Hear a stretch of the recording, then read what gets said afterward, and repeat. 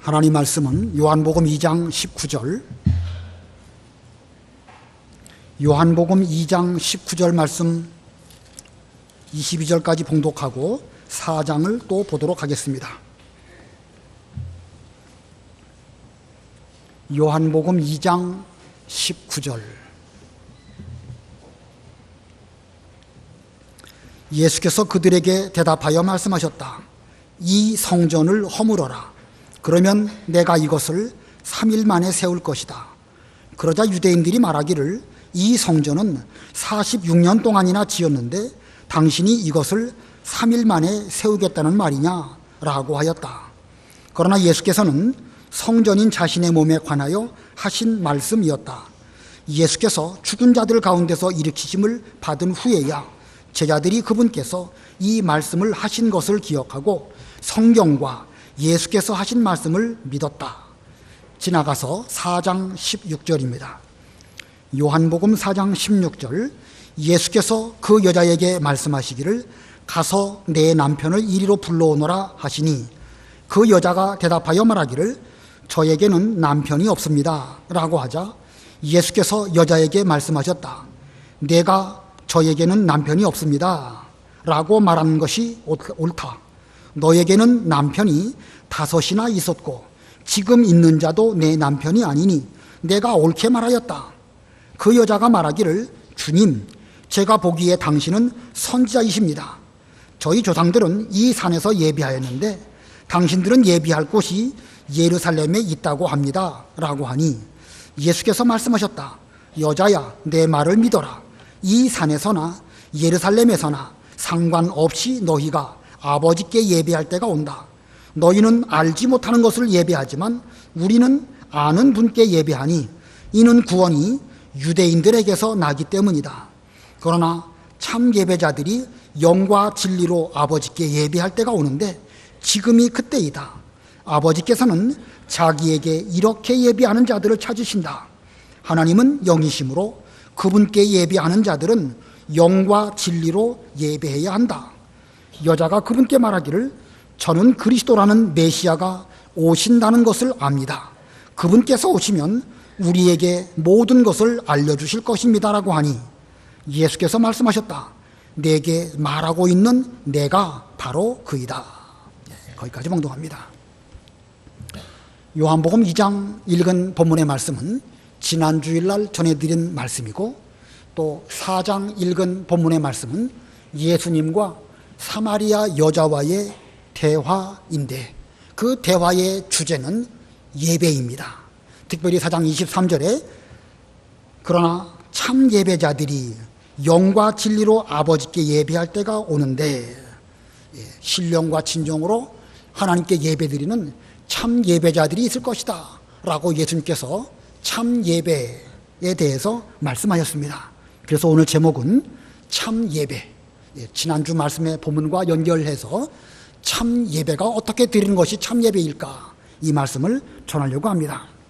한 절 한 절을 설명드려야 되겠지만 시간 관계상 좀 생략을 하고 참 예배자로서 예수님의 생애는 어떠하였고 또 여기 등장하는 사마리아 여자가 찾는 것이 무엇인지를 이 시간 2가지 면으로 살펴보려고 합니다. 우리 기독교는 예배 중심적입니다. 어느 시대나 참 예배를 드리는 것은 쉽지 않고 또 참 예배는 거짓 예배로부터 위협을 받아왔습니다. 아담의 2 아들이 있었지요. 하나는 가인, 또 하나는 아벨입니다. 자, 2 아들이 있었는데 아벨은 하나님 아버지 앞에 참 예배를 드렸기 때문에 하나님은 그의 예배를 받으셨지만 가인의 제사는 거짓 예배였기 때문에 하나님은 그의 제사 예배 받지 않으셨습니다.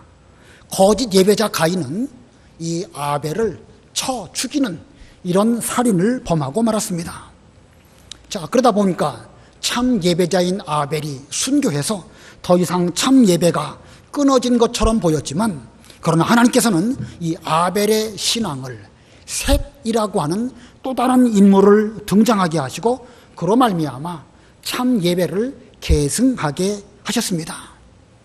여기 요한복음 4장 23절에 아버지께서는 이렇게 신령과 진정으로 예배드리는 자를 찾으신다라고 말씀하셨는데, 이 하나님께서는 참된 예배자를 구약에서부터 쭉 역사 속에서 계속해서 찾아오고 계셨습니다.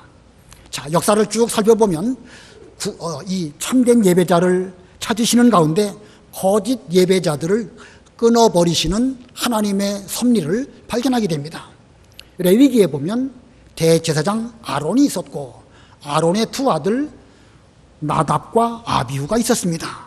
그들은 율법대로 올바른 불로 제단 제물을 사르는 이런 제사를 드렸어야 하는데, 올바른 불이 아니라 다른 불로 제사를 드리다가 하나님의 진노를 받고 죽게 됐습니다.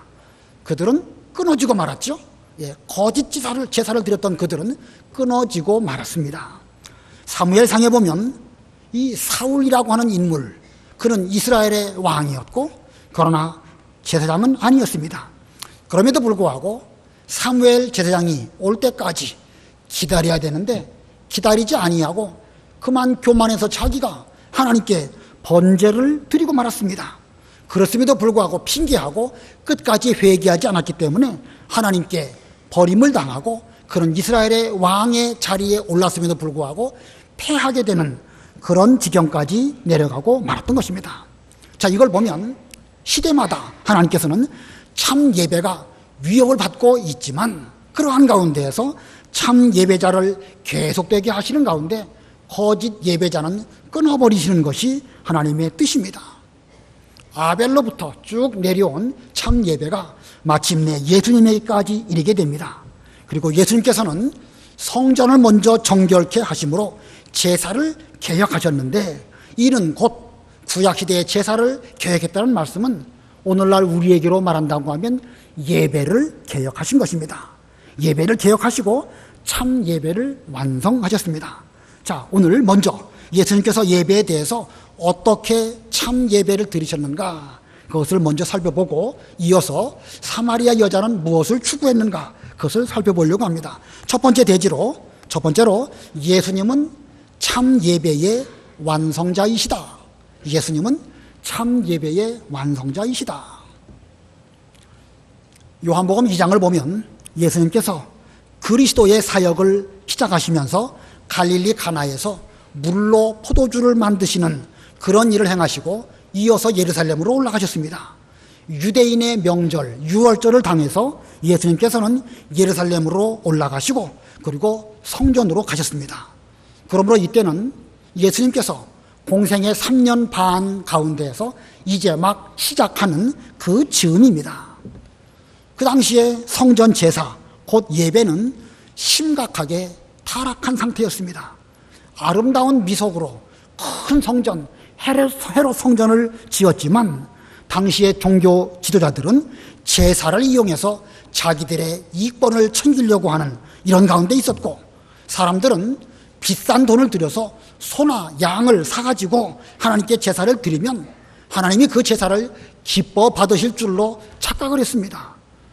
비싼 돈 들여가지고 소나 양을 잘 사서 돈 많이 들였으니까 내가 정성을 들였다라고 생각을 하면서 하나님도 비싼 돈 들인 거 알아주시겠지 하면서 착각을 했습니다. 그러나 이것은 하나님 중심의 예배가 아니고 인간 중심의 예배일 뿐입니다. 자기 스스로 자기 만족을 추구하는 거짓 예배를 드리면서도 거의 모든 사람들은 깨닫지 못하는 이런 가운데 있었던 것입니다. 자, 이런 가운데에서 우리 예수님께서 어떻게 하셨는가 우리는 잘 눈여겨 살펴보아야 할 것입니다.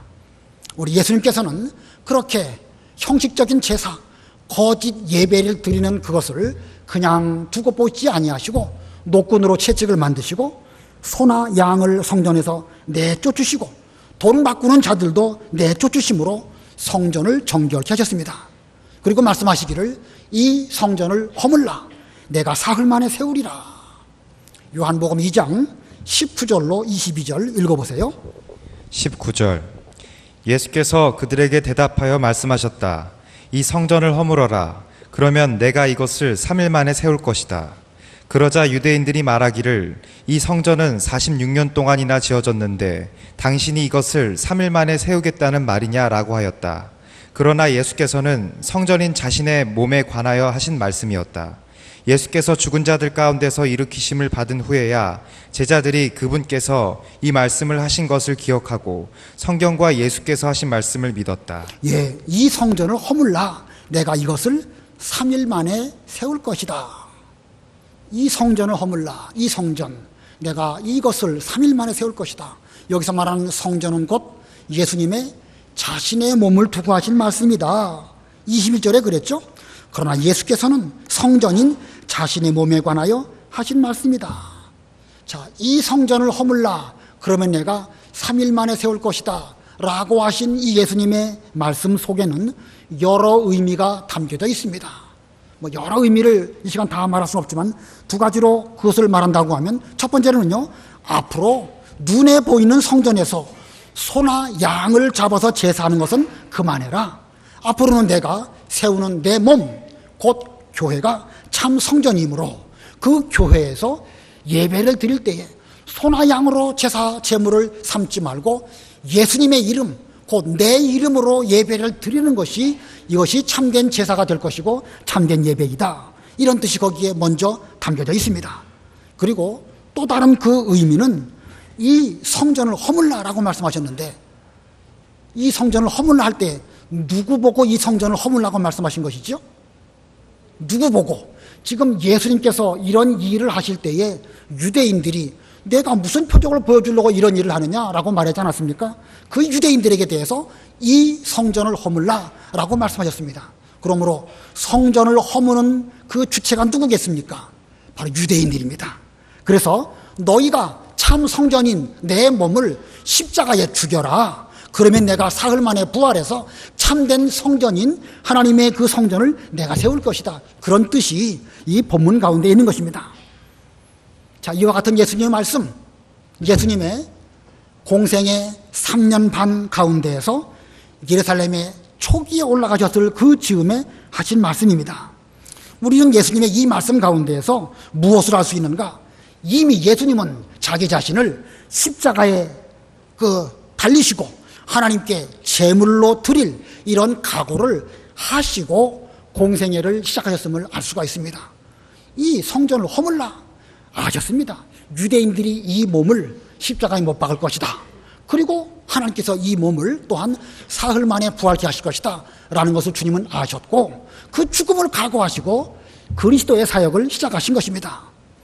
예수님께서는 이렇게 공생의 초기부터, 물론 공생의 초기 때뿐만은 아닐 것입니다. 그 이전부터, 세상에 오시기 그 이전부터 우리 주님께서는 결심하시고 이제 자신을 십자가에 죽어서 산 이 제물로 드릴 것을 각오하셨고 그 이후 전 생애를 통하여 자신을 십자가에 드릴 이런 십자가의 길을 계속해서 걸어가시는 그런 삶을 사셨습니다.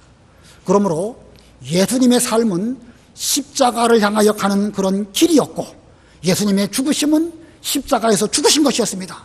예수님의 하루하루 한 걸음 한 걸음의 삶은 십자가를 향하여 나아가는 그런 삶을 사시다가 마지막에 십자가에서 죽으셨습니다. 자, 이렇게 예수님께서 한 걸음 한 걸음 하루하루 공생의 3년의 삶을 사셨습니다. 그리고 예수님께서 마지막 유월절을 당하시고 다시 예루살렘으로 올라가십니다. 이제 마지막 예루살렘으로 올라가시는 그 때에는 십자가에 죽을 것을 아시고 올라가셨습니다. 예수님의 제자들은 그 예루살렘으로 올라가는 길에 있어서 두려워하는 마음으로 선뜻 내키지 않는 발걸음이었지만 그래도 예수님께서는 담대하게 앞장서시면서 그 길로 올라가셨습니다. 그리고 또 다시 성전을 정결케 하시는 그 일을 하셨습니다. 마태복음 21장에 그 말씀이 기록되어져 있습니다.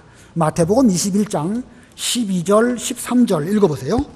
마태복음 21장 12절 예수께서 성전에 들어가셔서 성전에서 팔고 사는 자들을 모두 내쫓으시고 환전상들의 상과 비둘기를 파는 자들의 의자를 뒤엎으시고 그들에게 말씀하시기를 내 집은 기도하는 집이라고 불릴 것이다 라고 기록되었는데 너희가 그것을 강도들의 소굴로 만들고 있다 하셨다. 예, 이 마태복음 21장은 예수님께서 십자가 직전에 예루살렘으로 올라가신 그때의 일입니다.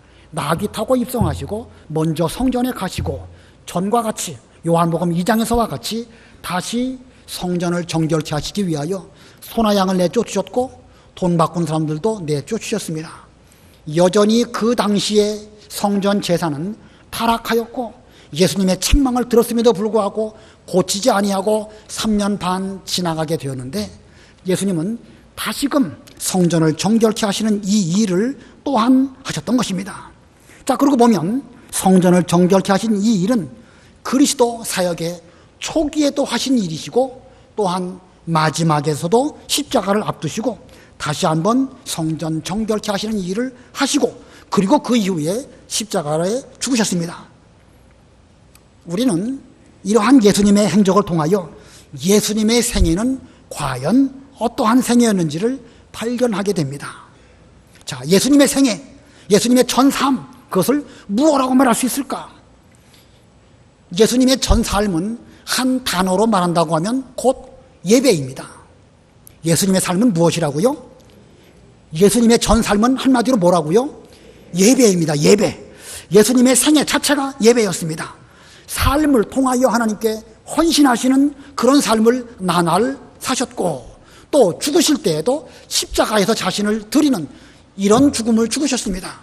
예수님께서는 하루하루 삶을 사시면서 습관을 조차 기도하셨고 전도하셨고 제자들을 가르치셨고 배에서나 들에서나 집에서나 말씀을 부지런히 가르치시는 이런 길을 걸어가시다가 마지막에 다시 한번 성전을 정결케 하시고 그리고 십자가에 죽으시는 이런 삶을 사시는 예수님이십니다. 이러한 예수님의 삶, 이것을 뭐라고 살았을 때의 예수님의 삶을 뭐라고 말할 수 있을까? 사도 바울은 로마서 12장 1절에 너희 몸을 하나님께서 기뻐하시는 거룩한 산 제물로 드려라. 바른 성경에는 제물이라고 말하였고 개역 성경에는 너희 몸을 하나님께서 기뻐하시는 거룩한 산 제사로 드려라. 이렇게 말씀하고 있습니다. 이것이야말로 너희가 드릴 영적 예배니라. 한번 읽어보세요. 로마서 12장 1절 2절. 로마서 12장 1절. 그러므로 형제들아 내가 하나님의 인애하심으로 너희에게 권하니 너희 몸을 하나님께 기뻐하시는 거룩한 산 제물로 드려라. 이것이 너희가 드릴 합당한 예배이다. 너희는 이 세대를 본받지 말고 오직 마음을 새롭게 함으로 변화를 받아 하나님의 선하시고 기뻐하시고 온전하신 뜻이 무엇인지 분별하도록 하여라. 예, 1절 가운데 보면 너희 몸을 하나님께서 기뻐하시는 거룩한 산 제물로 드려라. 산 제물로 드려라. 개역 성경에는 산 제사로 드려라. 이게 무슨 뜻입니까? 산 제사, 산 제물. 제단 위에 올려놓는 제물을 죽이지 말고 살아있는 채로 올려놔라. 그런 뜻입니까? 그 뜻이 아니에요. 우리의 살아가는 하루하루의 나날들이 살아가는 그 자체가 하나님께 대하여 산 예배, 산 제사, 산 제물다운 그런 삶을 살아라. 이것이야말로 너희가 드려야 할 영적 예배니라. 자, 우리 예수님의 삶은 이와 같이 공생애의 처음부터 마지막까지 예배를 개혁하시고 성전을 정결케 하시는 가운데에서 자신의 몸을 하나님께 거룩한 산 제물로 드리시기 위한 그런 예배의 삶을 사셨다. 그런 뜻입니다. 그러면서 여기 로마서 12장 2절에 보면 이 세대를 본받지 말고 오직 마음을 새롭게 함으로 변화를 받아. 이렇게 말씀하였죠. 예수님이야말로 그 당시에 형식주의에 쩌들은 그런 성전의 그 타락한 제사 거기에 물들지 아니하시고 변질되지 아니하시고 계속해서 올바른 길로 걸어가시는 가운데 성전 제사를 개혁하시고 또 마지막 십자가 직전에도 다시 한번 성전을 정결케 하시는 이런 일을 하시면서 끊임없는 개혁을 추구하신, 끊임없이 제사가, 예배가 하나님 기뻐하시는 제사가 되도록 노력하신 그런 삶을 사셨다는 것입니다. 그리고 마침내 십자가에서 자신을 거룩한 제물로 드리셨습니다. 자, 그래서 예수님의 삶은 거룩한 산 제사였고 예수님의 십자가는 거룩한 죽음의 제사입니다.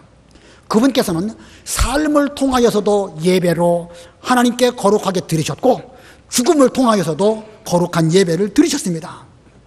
그러므로 예수님의 십자가의 죽으심은 참 예배를 완성하신 것이고 예수님이야말로 참 예배의 완성자이십니다. 자, 절대로 그럴 일은 없지만 만일 우리 예수님께서 십자가에 죽으실 때에는 정말로 장엄하게 하나님의 모든 뜻을 다 이루시기는 하셨는데 정말로 만일 그 즈음만 그랬고 그 평소의 삶에 있어서는 예배에 합당치 못한 그런 부분이 있었다. 만일 그렇다고 하면 예수님은 참 예배의 완성자라 말할 수 없습니다.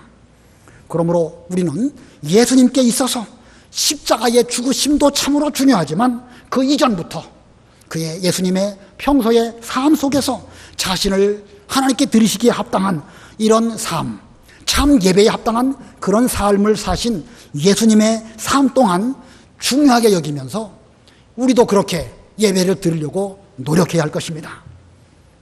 아까 아벨의 참 예배를 하나님이 받으셨는데 이 거짓 예배자 가인이 그 아벨을 죽여 순교하게 되었다 말씀드렸습니다. 그러나 하나님께서는 아벨 대신에 셋이라고 하는 인물을 준비하셔서 아벨의 참 제사, 아벨의 참 예배를 계승하게 하셨습니다. 그와 같이 예수님께서도 전생애를 예배하는 삶을 사시다가 거짓 예배자들로 말미암아 십자가에서 죽으셨습니다. 그리고 사흘 만에 부활하심으로 하나님 아버지 앞에 참 예배자로 인정받으셨습니다. 이와 같이 예수님의 참 예배를 이제는 우리가 계승해야 할 것입니다. 자, 아벨의 제사를 셋이 계승한 것처럼 예수님의 삶과 죽으심의 그 참 예배를 우리는 본받고 계승하는 이런 우리가 되어야 할 것입니다.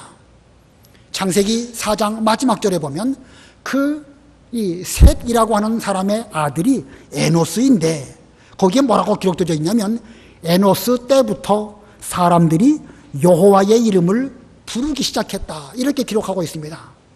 아벨 대신에 셋이 등장하고 셋의 아들이 에노스인데 에노스 때부터 사람들이 비로소 여호와의 이름을 부르기 시작했다. 이게 무슨 뜻일까요?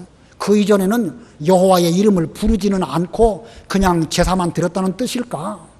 예, 그 성경 구절의 정확한 의미는 에노스 때부터 비로소 사람들이 모여서 공예배를 드리기 시작했다 그런 뜻입니다. 즉 아벨의 참 예배, 참 제사를 셋이 계승받았고 셋의 아들 에노스 때에 가니까 에노스 때부터 참 예배를 공적으로 드리면서 하나님의 이름을 부르는 이런 예배를 드렸다. 이게 구약 성경의 역사이고 그 가운데 예수님께서 참 예배의 완성자로 오신 것입니다. 자, 오늘날 우리도 예수님의 이와 같은 참 예배를 계승하는 자들이 되어야 될 것이고 오늘 이렇게 공예배를 드릴 때에도 이 예배 자체가 하나님 기뻐 받으시는 참 예배가 되도록 우리는 노력해야 할 것입니다. 여러분 모두는 지금 2018년 8월 5일 공예배로 이 명륜교회 예배당에 참석하셨습니다. 이 예배 시간 대단히 중요합니다. 이곳에 참석하는 그 자체가 참으로 중요합니다. 그러나 그와 더불어 그 이전에 참 예배자로서의 삶을 예수님과 같이 살아야 합니다. 우리의 삶 자체가 산 제사가 되지 아니하고 그냥 예배 시간에 나와서 참석했다. 이것만으로 나는 참 예배를 드린 사람이다. 이렇게 말할 수 없다는 것입니다. 그렇다고 해서 이 자리에 그냥 나 같은 게 뭐 참석할 수 있겠는가 하고 안 오시면 안 됩니다. 잘 참석하시는 가운데에서 우리의 평소의 삶이 여세 동안 힘써 믿는 일 잘 하시고 그리고 주일날 와서 예배 잘 드리는 이런 예배자라야 예수님의 참 예배를 제대로 계승한 이런 사람이라고 한다는 것입니다. 엄청나게 많은 제물을 드리고 심지어 자기의 맏아들을 하나님께 제물로 드린다 할지라도 삶 자체에서부터 하나님과 동행하지 아니하고 하나님을 기쁘시게 하는 그런 산 제사가 없다고 하면 하나님이 기뻐하지 아니하신다고 이 미가 성경에 그렇게 말씀하고 있습니다. 미가는 요나 다음입니다. 요나 미가 6장 6절로 8절 읽어보세요. 미가 6장 6절. 내가 무엇을 가지고 여호와 앞에 나아가 높으신 하나님께 경배할까? 내가 번제물들 곧 1년 된 송아지들을 가지고 그분 앞에 나아갈까? 여호와께서 수천 마리의 순양이나 수만의 강물 같은 기름을 기뻐하실까? 내 반역 때문에 내 맏아들을, 내 영혼의 죄악 때문에 내 몸의 열매를 드릴까? 사람아, 주께서 무엇이 좋은 것인지 내게 보여주셨다. 여호와께서 내게 구하시는 것은 오직 정의를 행하며 인애를 사랑하며 겸손히 내 하나님과 함께 걷는 것이 아니냐. 예, 우리가 하나님께 제사를 드릴 때에 1년 된 번제물 송아지를 가지고 나아갈까? 1년 된 번제물 송아지 가장 좋은 제물에 해당되는 그런 제사입니다. 그것도 부족해서 수천 마리의 수장이나 수만의 강물 같은 기름을 드린다고 하면 하나님 기뻐하실까? 그것도 부족해서 내 맏아들을 내 범죄한 죄악의 대가로 하나님께 드린다고 하면 하나님은 그 제사를 기뻐 받으실까? 그렇게 의문하다가 8절에 뭐라고 말하냐면 사람아, 주께서 무엇이 좋은 것인지 내게 보여주셨다. 여호와께서 내게 구하시는 것은, 하나님께서 우리에게 올바른 제물로 구하시는 바는 오직 정의를 행하며 인애를 사랑하며 겸손히 내 하나님과 함께 걷는 것이 아니냐. 여기 정의를 행하고 인애를 사랑하고 겸손히 내 하나님과 함께 걷는 것, 여기 함께 걷는 것이 뭘 말한 것이겠죠? 하루하루 하나님과 동행하면서 정의를 행하고 사랑을 행하고 겸손하며 그러면서 주님과 동행하는 삶, 하나님은 이것을 원하신다는 거예요. 이렇게 삶 가운데서 산 제사를 드리는 가운데서 하나님 아버지 앞에 공예배를 드린다고 하면 그 사람이야말로 하나님께서 찾으시는 참된 예배자라는 뜻입니다. 우리 모두는 이와 같은 참된 예배자들이 다 되셔서 예수님의 참 예배를 개성하시는 그런 우리가 되어야 되겠습니다. 그 다음에 두 번째 대지로 이 사마리아 여자는 무엇을 찾았는가? 두 번째 대지, 사마리아 여자는 참 예배를 찾는 자이다. 참 예배를 찾는 자이다. 우리 예수님께서 예루살렘에서 성전을 정결케 하시고 그리고 갈릴리로 내려가시다가 사마리아 지방을 지나가시게 되었습니다. 야곱의 우물이 있는 한 성읍, 세겜 성인데 그 성읍에서 한 여자를 만나게 되셨는데 우리는 그녀를 통상적으로 사마리아 여자 이렇게 말합니다. 이름을 몰라요. 그냥 사마리아 여자 그러면 요한복음 4장에 나와 있는 그 여인 이렇게 우리는 부르는 것입니다. 이 사마리아 여자 어떤 사람이었을까? 그 여인에게는 남편이 있었는데 5명이나 있었고 지금 현재 살고 있는 그 남편도 본래는 자기 남편이 아니었지만 지금 다른 여인의 남편이었던 그 사람과 함께 살고 있습니다. 이거 보면 이 여자의 삶이 어떠한 삶인지 알 수가 있죠? 뭔가 지금 갈급하고 있습니다. 남편을 좀 바꾸면 좀 만족할 수 있을까 하면서 바꾸고 또 바꿔보았지만 여전히 만족이 없습니다. 그녀의 삶은 윤리적으로 정말로 지저분한 사람이고 형편없는 가운데 있습니다. 더군다나 그녀는 사마리아 사람입니다. 이 사마리아 사람들은 이 예루살렘에 있는 성전에 가서 제사 드리지 아니하고 그 그리심산 거기에 성전을 지어놓고 거기서 제사를 드렸는데 그 그리심산에 있는 성전은 예루살렘 성전의 짝퉁입니다. 짝퉁. 그러니까 이 사마리아 여자는 윤리적으로도 형편없고 신앙적으로도 문제가 많고 그리고 만족하지 못하는 이런 가운데 살고 있는 형편없는 여자입니다. 하지만 이 사마리아 여자에게는 몇 가지 정말로 귀한 것이 있습니다. 그녀에게 있어서 귀한 것이 무엇일까? 요한복음 4장 16절로 18절 읽어보세요. 4장 16절.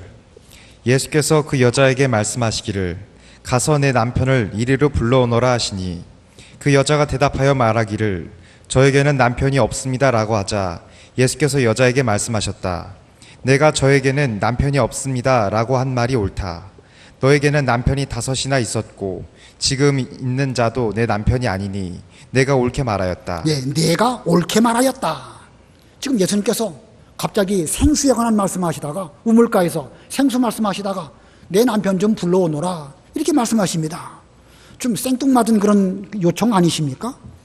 자, 여자 입장에서는요, 예수님의 그와 같은 말씀에 대하여 얼마든지 다른 말로 둘러댈 수 있습니다. 갑자기 왜 남편 불러오라고 하십니까? 좀 우물물 얘기하시는 가운데 있는데 우물물하고 남편은 아무 상관이 없지 않습니까? 제가 불러오라고 하면 얼마든지 불러올 수 있지만 사양하겠습니다. 여인 입장에서는요, 예수님의 그와 같은 요구에 대해서 얼마든지 피해갈 수 있었습니다.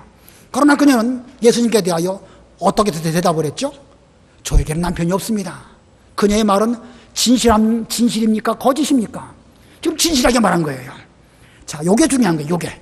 그 여인은 지금 형편없는 그런 여인이었지만 예수님 앞에서 대화하는 가운데 진실하게, 솔직하게 자기 입장을 말씀을 드렸습니다.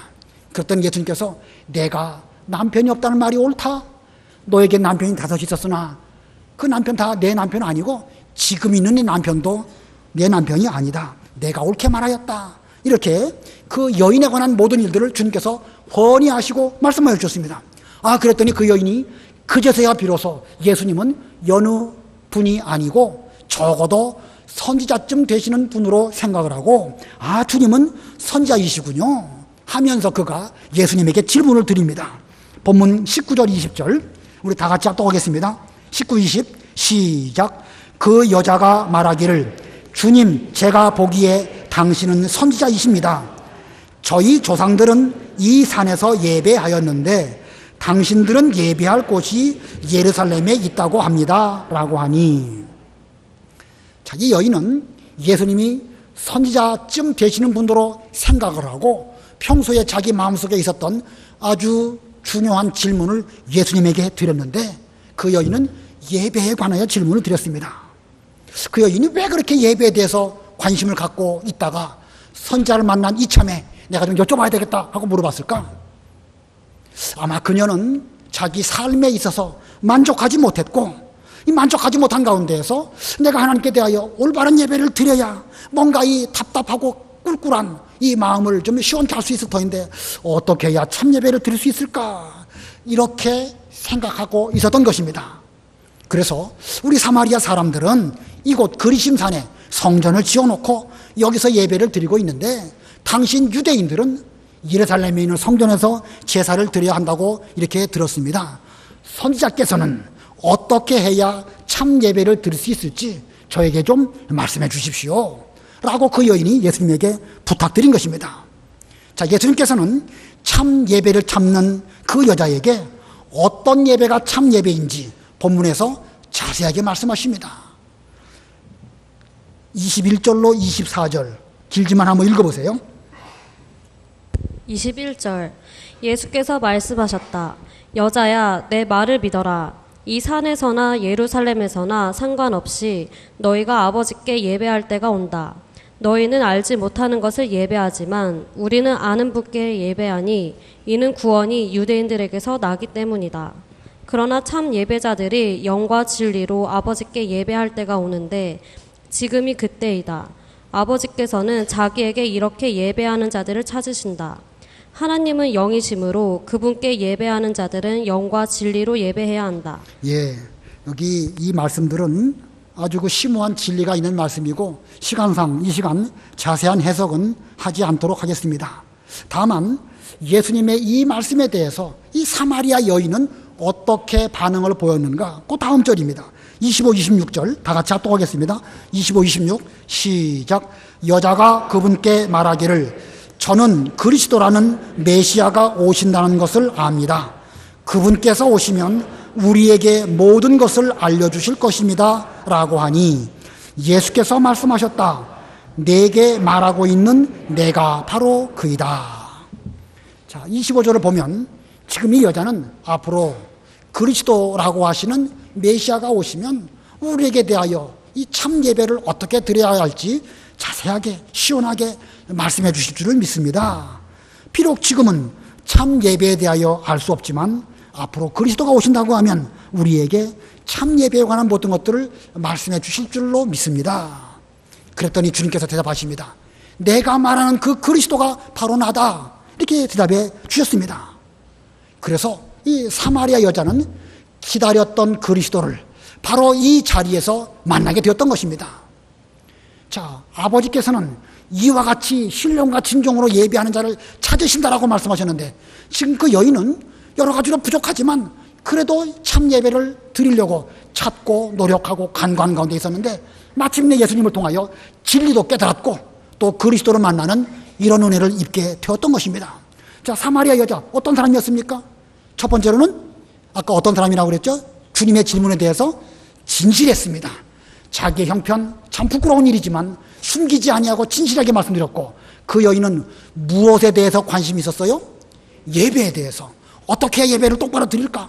좀 만족할 만한 이 영혼을 시원케 해줄 수 있는 참 예배를 어떻게 드릴까? 그런 예배에 대해서 관심을 갖고 있었고 그리고 그리스도라고 하시는 메시아를 그는 기다리고 있었습니다. 그리고 마침내 그리스도이신 예수님을 통하여 참 예배에 대해서도 일깨움을 받게 되었고 또한 그리스도도 만나는 이런 은혜를 입게 된 것입니다. 자, 우리는 이 사마리아 여자, 이 여인을 통하여서 우리는 아주 중요한 것을 발견하게 됩니다. 예배를 떠나는 사람은 어떤 형편을 만날까? 예배를 떠나고 올바른 예배를 드리지 못하는 그런 사람, 남편을 5, 6을 두어도 그것은 만족이 없습니다. 윤리적으로도 말할 것도 없고 신앙적으로도 형편없이 되어서 제일 밑바닥 인생을 살 수밖에 없는 것이 예배를 떠난 자의 삶입니다. 왜냐하면 예배를 버린 것은 곧 하나님을 버린 것이고 하나님과의 영적 교통이 끊어진 것이고 하나님의 은혜를 받을 수도 없고 자기의 문제를 주님께 말씀드릴 수 있는 기회마저 박탈당한 것이기 때문에 예배를 떠난 것은 곧 하나님을 버린 것입니다. 지금 이 여인은 그런 면으로 보면 올바른 예배를 드리지 못하는 정말로 어려운 가운데 있는 사람입니다. 그러나 인간이 아무리 형편없는 가운데 있다 할지라도 첫 번째 진실하고 두 번째는 어떻게 해야 내가 참된 예배를 드릴 수 있을까 찾고 또 찾는 가운데에서 그리스도를 기다린다고 하면 본문에 그리스도께서 이 사마리아 여자에게 찾아가 주시고 예배에 대한 진리를 잘 말씀해 주신 것처럼 오늘날 우리에게도 형편없는 우리들에게도 주님께서 찾아와 주실 뿐만 아니라 참된 예배를 어떻게 드려야 하는지를 자세하게 말씀해 주실 것입니다. 오늘날 대한민국의 거의 대부분의 교회마다 참 예배가 거짓 예배로부터 위협을 받고 있습니다. 그 자세한 상황은 굳이 말씀드리지 않아도 이미 다 알고 계십니다. 여러 종류의 잘못된 예배들이 지금 우리나라에 몇십 년 동안 지금 판을 치고 있는 이런 가운데 있습니다. 우리는 이 시대에 참 예배를 완성하신 예수님을 본받아서 참 예배를 계승하는 우리 명령교회가 되어야 할 것입니다. 그리고 여러분 모두 저를 포함해서 비록 우리가 참으로 부끄러운 사마리아 여인과 같은 그런 가운데 있다 할지라도 주님 앞에서 진실하고 참된 예배를 찾고 그리고 그리스도를 만나기를 기다린다고 하면 주님께서 우리에게 찾아와 주시고 우리에게 참된 예배에 대한 진리를 일깨워 주시고 또 아버지께서 오늘날 신령과 진정으로 참 예배를 드리는 자를 찾으신다고 하셨는데 우리가 하나님께 찾으신 바 되는 그런 사람들이 될 것입니다. 우리 모두 참 예배를 계승하시고 그 예배를 드리는 우리가 다 되기를 바랍니다. 기도하시겠습니다.